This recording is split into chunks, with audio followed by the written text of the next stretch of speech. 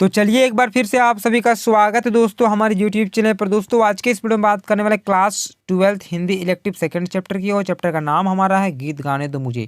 देखिए दोस्तों, इस चैप्टर से जितने भी इंपॉर्टेंट क्वेश्चंस बनेंगे हर एक क्वेश्चन को हम लोग देखेंगे और समझने का प्रयास भी करेंगे। तो चलिए बात कर लेते हैं आज का पहला प्रश्न। और प्रश्न पूछा जा रहा है कि गीत गाने दो मुझे कविता के कवि कौन है। देखिए दोस्तों, ये जो कविता है इसके कवि हैं सूर्यकांत त्रिपाठी निराला जी। तो करेक्ट आंसर आपका ऑप्शन नंबर यहाँ पे 4 दिखाई देता होगा, सूर्यकांत त्रिपाठी निराला आपका सही से उत्तर हो जाएगा। ठीक है, चलिए बात करते हैं दूसरा प्रश्न की। यहाँ पे प्रश्न पूछा गया है कि महाकवि निराला जी को किस छंद का प्रवर्तक माना जाता है। देखिए निराला जी है ना, वो मुक्त छंद के हैं, यानी कि करेक्ट आंसर ऑप्शन नंबर यहाँ पे अगर 2 आपको दिखाई देता है मुक्त छंद आपका सही से उत्तर हो जाता है। ठीक है, चलिए इसी प्रकार बात करेंगे तीसरा प्रश्न की। तीसरा प्रश्न पूछा जा रहा है कि पूरा संसार हार मानकर किससे भर गया है।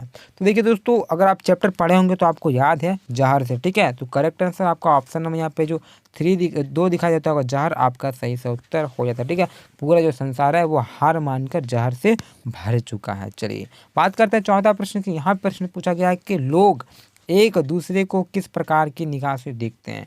यानी कि लोग एक दूसरे को, ठीक है, वो किस प्रकार से निगाह कर देखते हैं, वो देखते हैं अपरिचित। अपरिचित का मतलब है यानी कि आप उसे देख रहे हैं लेकिन आप उसे पहचानते नहीं हो, इस प्रकार से इस नज़र से आप देख रहे हो। मान लीजिए कोई व्यक्ति गिर गया हो कहीं पे, ठीक है, सड़क पे चलते जाते गिर गया हो और आप उसे देख रहे हो, सिर्फ उठाने के बजाय आप देख रहे हो। ठीक है, तो ये कि अपरिचित रूप से, मैं इसे जानता नहीं हूँ, पहचानता नहीं हूँ, मैं इसे मदद नहीं करूँगा। तो इस प्रकार से एक दूसरे को लोग किस प्रकार से देख रहे थे, किस निगाह से देख रहे थे, अपरिचित, यानी कि मैं उसे जानता ही नहीं, पहचानता ना हूँ, इस प्रकार से देख रहे थे। ठीक है, चलिए बात करते हैं पांचवा प्रश्न की। यहाँ प्रश्न पूछा गया है कि गीत गाने दो मुझे, ठीक है, किससे लड़ने की शक्ति देती है। देखिए दोस्तों, इससे जो लड़ने की अगर शक्ति का बात कर सकते हैं वो हो जाएगा दुख और निराशा से। ये चैप्टर बहुत ही मज़ेदार चैप्टर है, बहुत ही अच्छा है चैप्टर दोस्तों। एक बार पढ़िए इसको ताकि आपको समझ में, अगर निराशा किस प्रकार उसके जीवन में दुख ही दुख थे, तो किस प्रकार से उन्होंने अपने जीवन को जिया, तो बहुत ही अच्छा चैप्टर है दोस्तों। थोड़ा दुखित घटना है, थोड़ा आपको अजीब लगेगा लेकिन बहुत ही अच्छा चैप्टर है। ठीक है, तो यहाँ पर ऑप्शन क्या क्या दिया है, महामारी दिया है, प्राकृतिक आपदा दिया है, शत्रु से, लेकिन ये सब कुछ नहीं, शत्रु देश से भी नहीं, इसमें जो है वो दुख और निराशा से लड़ने का शक्ति देता है ये चैप्टर। ठीक है, आपके जीवन में कितनी भी समस्याओं क्यों ना हो, कितने भी ज़्यादा दुख क्यों ना हो, आपको अपना जीवन किस तरह से जीना है, ये चैप्टर बहुत इंपॉर्टेंट है। ठीक है, तो इसमें दुख और निराशा से शक्ति प्रदान करता है। चलिए बात करते हैं छठा प्रश्न की। यहाँ पे प्रश्न पूछा गया कि सरोज स्मृति नामक, ठीक है, जो शोक गीत है उसके रचनाकार कौन है। तो अब थोड़ा हम लोग सरोज स्मृति से देख लेंगे। तो सरोज स्मृति जिसके लेखक है सूर्यकांत त्रिपाठी निराला जी है, और सरोज जो है निराला जी की पुत्री का नाम है दोस्तों, याद रखिए। ठीक है, तो जो एक शोक गीत है सरोज स्मृति, इसके लेखक हैं सूर्यकांत त्रिपाठी निराला जी। बात करते हैं अगला प्रश्न की। पूछा जा रहा है कि सरोज स्मृति में सरोज के हृदय में किसकी सुंदर छवि विद्यमान थी। वो है वो प्रिय की। किसकी दोस्तों, प्रिय की। तो करेक्ट आंसर ऑप्शन नंबर 3 प्रिय आपका सही से उत्तर हो जाता है। बात करते हैं आठवां प्रश्न। यहाँ पे प्रश्न पूछा गया है कि सरोज स्मृति में कवि किसके विवाह की बात करता है। तो कवि जो निराला जी हैं वो अपनी पुत्री सरोज की विवाह की बात करता है। ठीक है, तो अपनी पुत्री सरोज की विवाह की। तो करेक्ट आंसर ऑप्शन नंबर 2 हो जाएगा, यानी कि ख हो जाएगा। चलिए बात करते हैं 9वां प्रश्न। यहाँ प्रश्न पूछा गया है कि सरोज का विवाह के अवसर पर माँ के कुल की शिक्षा किसने दी थी। तो वो दी थी उनके पिता ने। ठीक है, तो सरोज के पिता ने, यानी कि निराला जी। अगर आपका सरोज का पिता, जिस तरह यहाँ से ऑप्शन में क्या क्या दिया, सरोज की माँ ने, सरोज के पिता ने, सरोज की नानी ने, सरोज की मामा ने, तो यहाँ पे आपका करेक्ट आंसर होगा सरोज के पिता। अगर पिता के अलावा निराला जी अगर लिखा हो तो आप करेक्ट आंसर मारेगा सूर्यकांत त्रिपाठी निराला, यानी कि उनके पिता ही थे। चलिए 10वां प्रश्न बात करें। यहाँ प्रश्न पूछा गया है कि कुछ दिन घर में रहने के बाद सरोज कहाँ गई थी। तो वो अपने नानी के यहाँ गई थी, यानी कि वो ननिहाल में रहते थे। ठीक है, तो आपका ऑप्शन नंबर जो क दिखा देता होगा 2 आपका नानी के घर सही सा उत्तर हो जाता है। ठीक है, तो इसी प्रकार से वीडियो पाने के लिए चैनल को सब्सक्राइब कर रहे हैं, और भी चैनल में बहुत सारे वीडियो मिल जाएंगे आप सभी को, हिस्ट्री, पॉलिटिकल साइंस और सारे वीडियो वहाँ पे आपको मिल जाएगा। ठीक है, तो चलिए बात करते हैं लोग 11 प्रश्न की। यहाँ प्रश्न पूछा गया है कि सरोज की मृत्यु कहाँ हुई थी। देखिए दोस्तों, सरोज का मृत्यु ना उसका ननिहाल में हुआ था। ठीक है, तो करेक्ट आंसर आपका ऑप्शन नंबर 1 जो दिखाई देता है आपका सही सा उत्तर हो जाता है। देखिए आप चीज़ों को लिख के रखिए और जो मैं बता रहा हूँ उससे भी याद रखिए। ठीक है, ननिहाल में हुआ था। वीडियो को 1 से 2 बार देखें ताकि बहुत ही अच्छे से आपको समझ में आ जाएगा। तो उसका जो मृत्यु हुआ था वो ननिहाल में हुआ था। ठीक है, चलिए आगे देखिए 12वां प्रश्न पूछा गया कि सरोज स्मृति कविता में कवि किसे अपना एकमात्र सहारा बताते हैं। तो वो सिर्फ सरोज को बताता है। ठीक है, जो कवि है निराला जी एकमात्र सहारा सरोज को बताता है। ठीक है, तो करेक्ट आंसर आपका सरोज हो जाएगा। बात करेंगे 13वां प्रश्न की। यहाँ पूछा गया है कि निराला जी पुत्री सरोज का लालन पालन कहाँ हुआ था। देखिए जो सरोज का अगर लालन पालन का बात कर सकते हैं तो वो अपने नानी के घर में ही हुआ था उसका। ठीक है, वो अपने नानी के घर वहीं रहती थी। तो करेक्ट आंसर आपका हो जाएगा नानी के घर यानी कि ननिहाल।